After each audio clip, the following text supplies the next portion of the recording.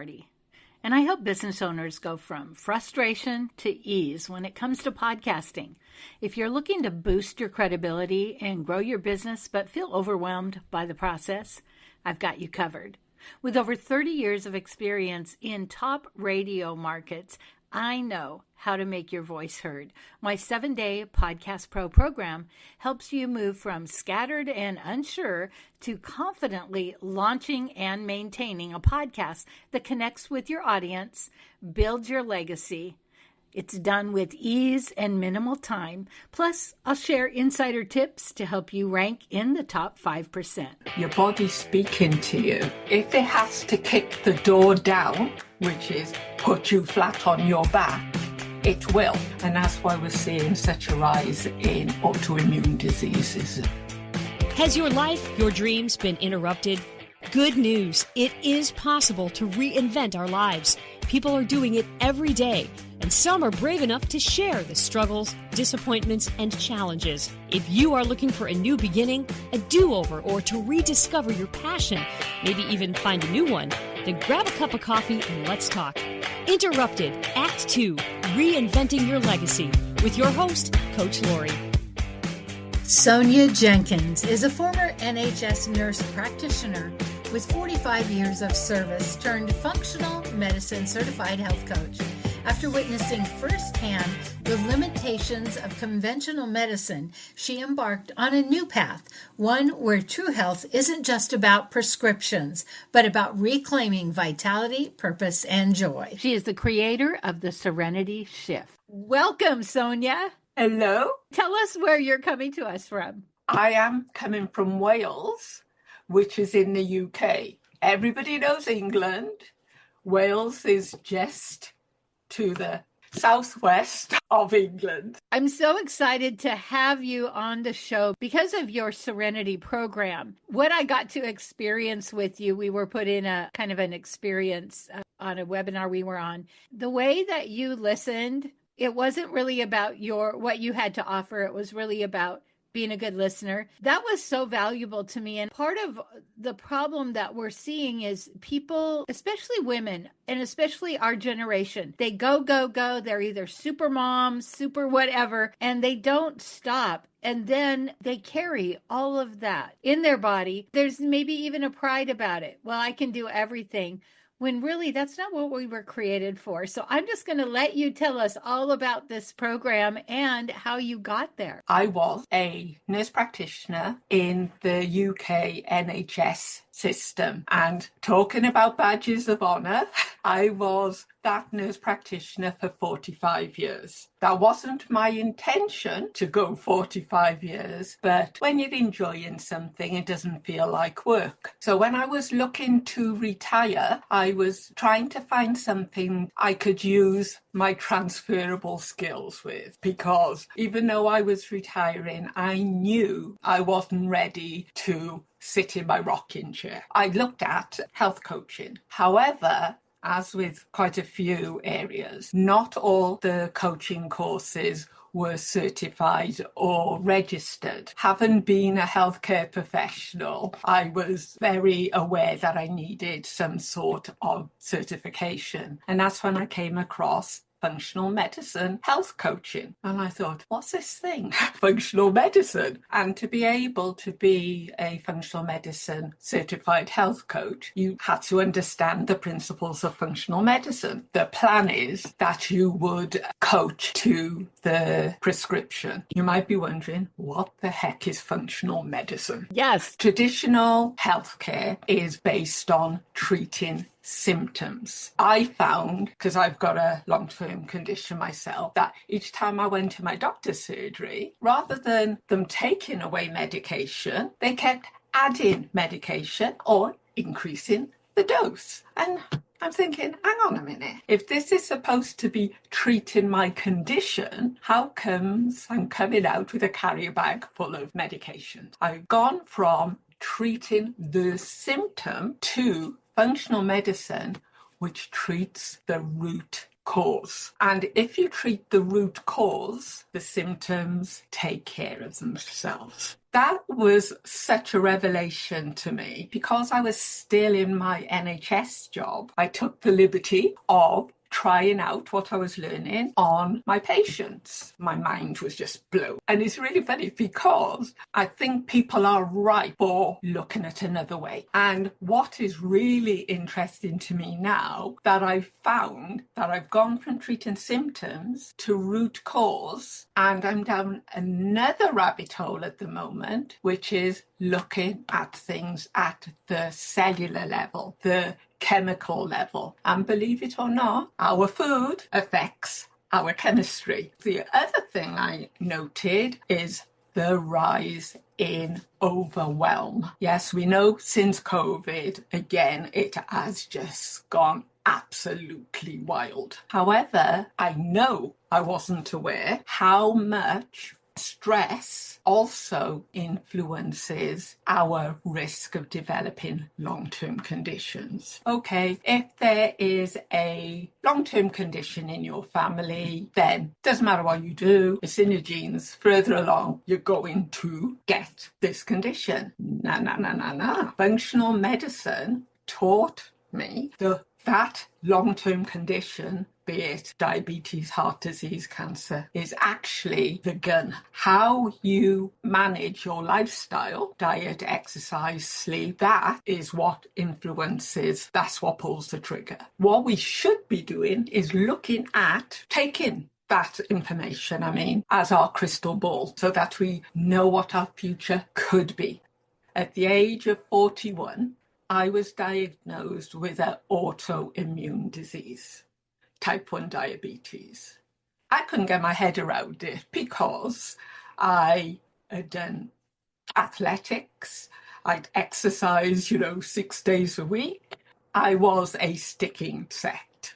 So I couldn't understand how I developed type 1 diabetes. I will put the caveat in that I did have gestational diabetes when I had my daughter. So when I was diagnosed with type 1 diabetes, in my shock state, I said to the consultant, who was a professor, "Excuse me, babes, don't you mean I'm type 2? And he just smiled back and he said, "Sorry, babes, you're type 1. But he was really good. He explained to me that I had most probably had the diabetes for a good 10 to 15 years before it showed up.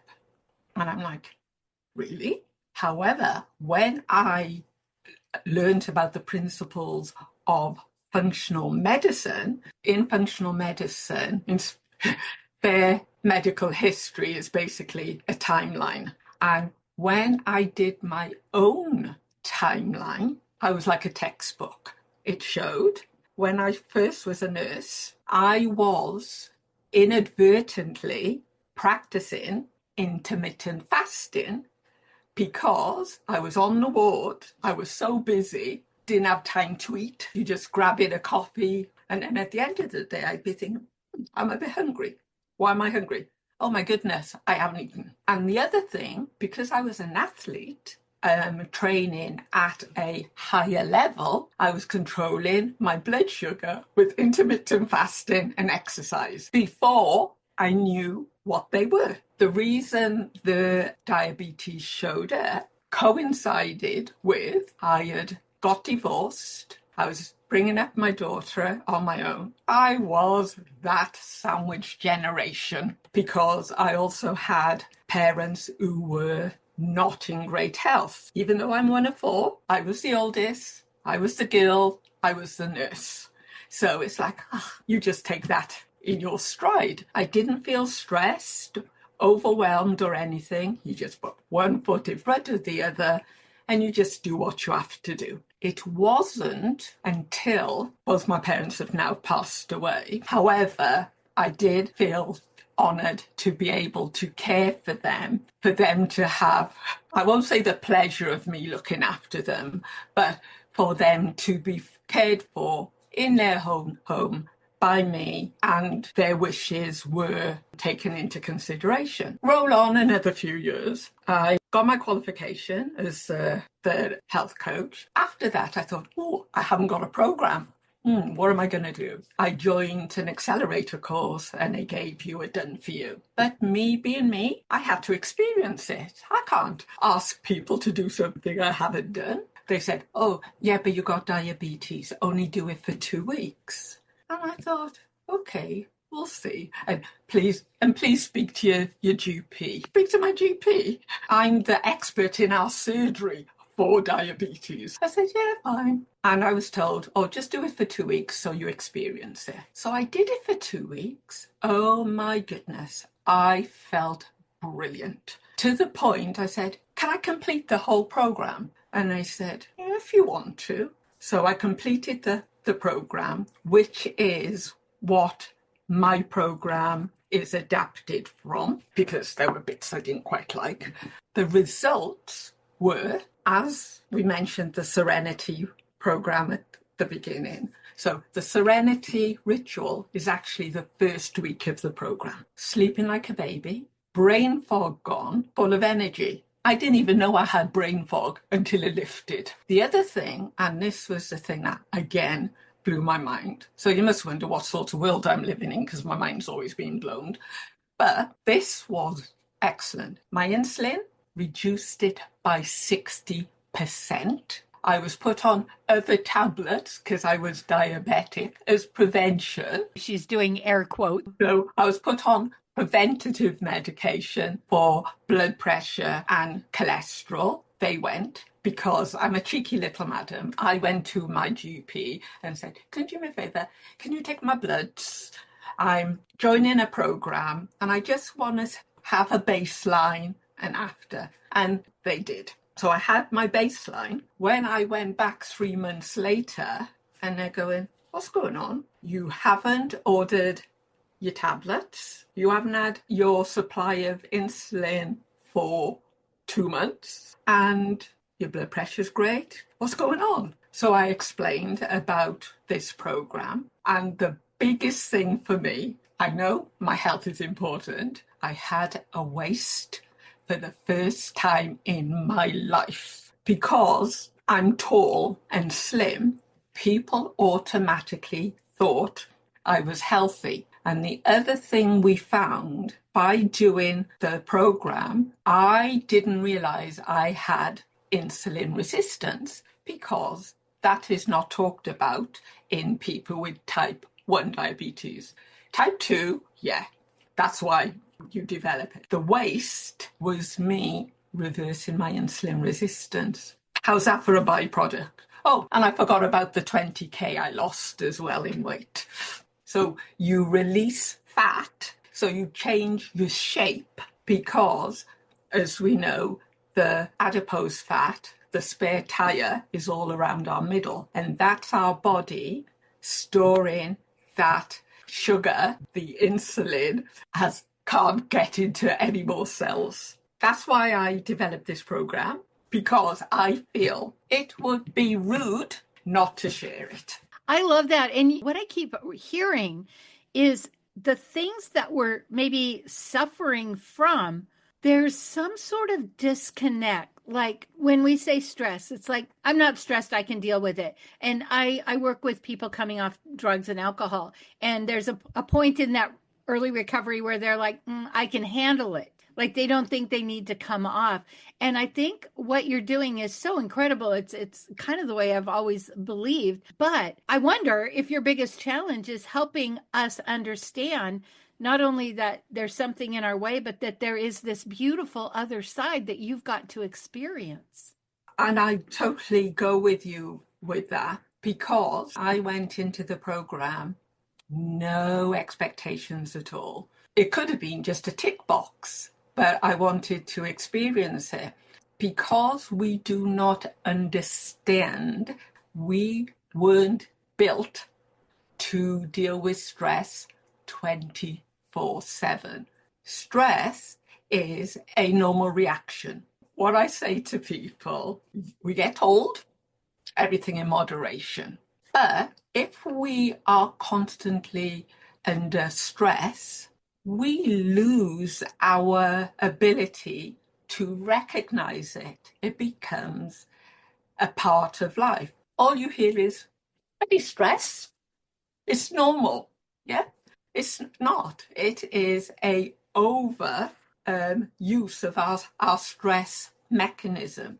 And that stress, even though not everybody has it bubbling, it's under the surface. Because it is continuous, if you think of, say, a dripping tap, "Oh, I haven't got time to deal with that now. I'll put a bowl under it." And you leave it, it's not causing you any trouble. And then one day that bowl overflows and you flooded your kitchen. That's how stress is. So you get chronic stress, and that chronic reaction affects every organ of your body, causing the inflammation. With respect, sometimes you will see it in people's faces because they're puffy. Their ankles are puffy. They got aching joints. "Oh, it's because I'm aging." No, it's you do not recognize your stress. And then that leads to chronic inflammation. And it's that chronic inflammation which then develops into the long-term condition which you've been brewing because it runs in your family. This is so great and so good, because especially I'm finding, because I work with women my age, when they are starting to kind of let go of all the stuff, it's very scary. And sometimes that's where they kind of get stuck and shut down. And my big thing is, it's never too late to have a podcast, start a business, do what you love. But we get to this place where we're so tired, it's hard to recognize it as stress, or we recognize it as stress, but we're like, we can deal with stress. It's the younger generation. They're not coping. They're like, "I'm so stressed out." There's so much more to it. What I'm curious about is, you said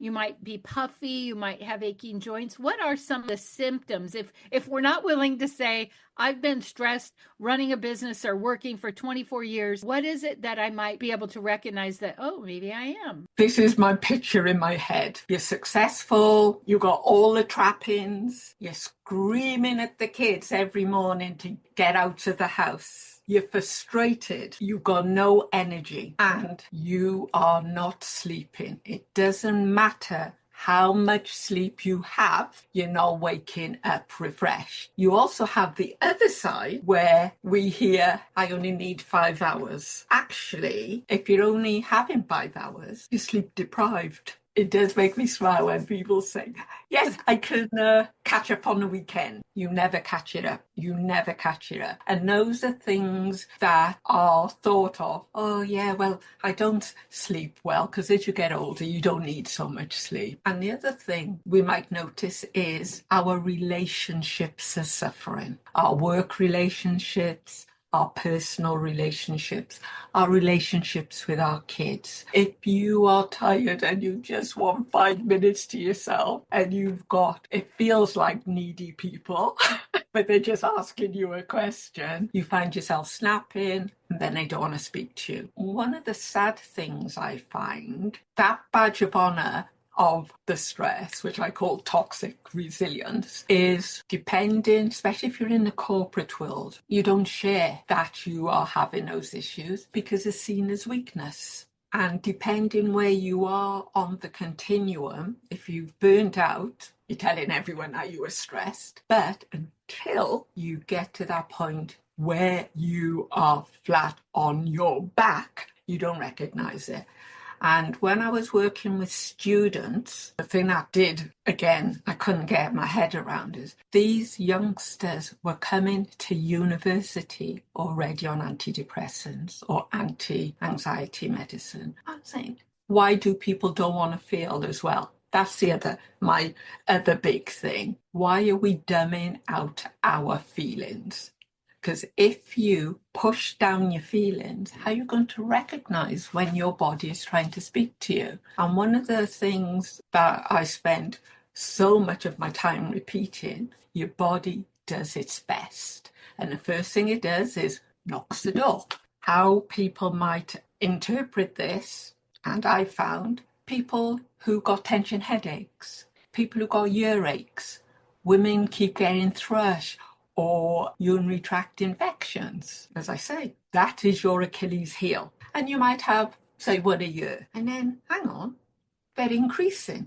So knocking on the door first, knocking a bit harder, and then it come to the point where they're having antibiotic after antibiotic, which does happen in doctors' surgeries if you are not seeing the same person all the time and people aren't reviewing your notes. And what I found was when I spoke to people and explained, hang on, your body's speaking to you. If it has to kick the door down, which is put you flat on your back, it will. And that's why we're seeing such a rise in autoimmune diseases. The question, the challenge is, what is your body telling you right now? What are you ignoring to get the thing done? Because especially, I believe, as women, we will put ourselves on the back burner because we'll care for our family. It's not that we're like, oh, you're so wonderful. It's just what we do. We take care of everything. Being in tune, and you talked about intuition. That's why I'm so enthralled with your program, because I feel like if people got a quick program and a quick result and they could feel different, they might say, I'm worth it. Or this is good and I can do more good when I'm feeling good. Like in the UK, with our stiff upper lips, girls are thought of to be emotional and wishy-washy. And we do talk.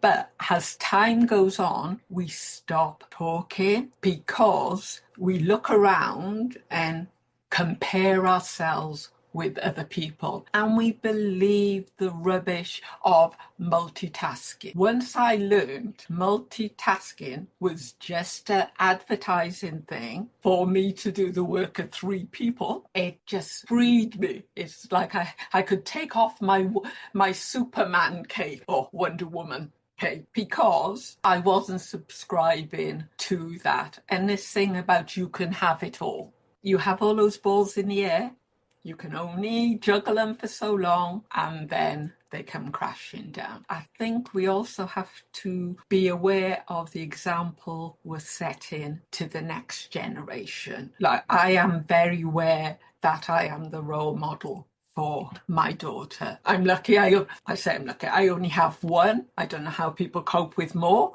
because I can keep an eye on her reactions and be there and explain what's going on. However, it does bother me how we don't sit with our emotions. My favourite saying, and my friends always come back to me because they'll say, oh, I did so and so. I said, did you combust? And I go, no. Did you combust the last time?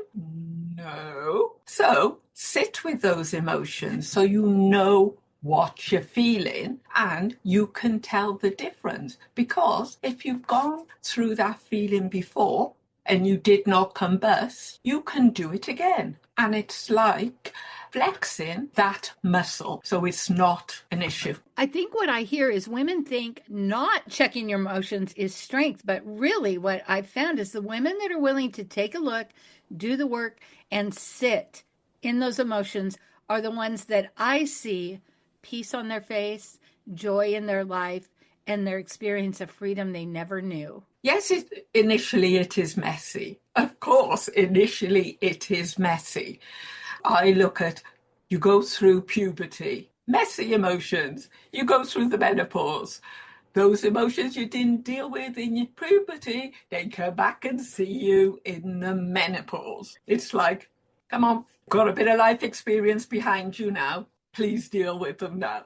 That is so good. Sonia, this has been so brilliant, and I love what you do. If somebody would like to work with you, how do they reach you? On www.fmhc.uk. FMNC stands for Functional Health Coach, Functional Medicine Health Coach.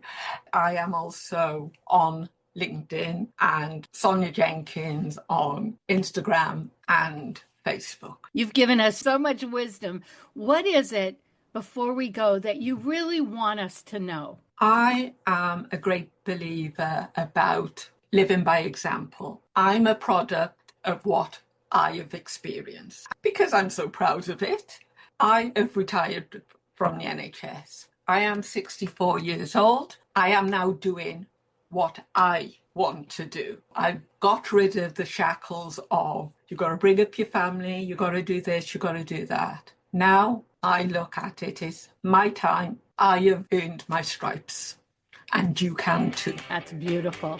Sonia, thank you so much. Thank you for inviting me. I have had a blast. If you love this podcast, here's a big ask. Will you share with your friends and family, subscribe, give us a review, and a 5-star rating so that others looking to reinvent their lives will be able to get the help they're looking for? Thank you in advance. Are you ready to turn your podcast idea into a reality? All you need is 7 days with my 7-day podcast launch challenge. In just 1 week, we'll go from overwhelm to launching with clarity, confidence, and a growth plan. Every day we tackle key tasks, helping you get it into a rhythm so that easily, weekly, you can put out a quality podcast in minimal time. Plus, you'll get personalized support and join a community to keep you on track. Are you ready to launch and start growing today?